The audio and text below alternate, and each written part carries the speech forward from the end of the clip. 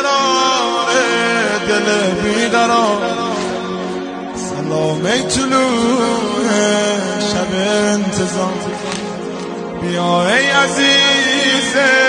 دل فاطمه رو زخم دلش مرهم بزن تو آبادی و من خرابتونم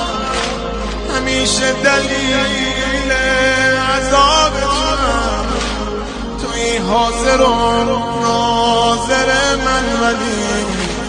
منم که همش در غیابتونم یا ابن الحسن بگو کجایی تنگ دلم از این جدایی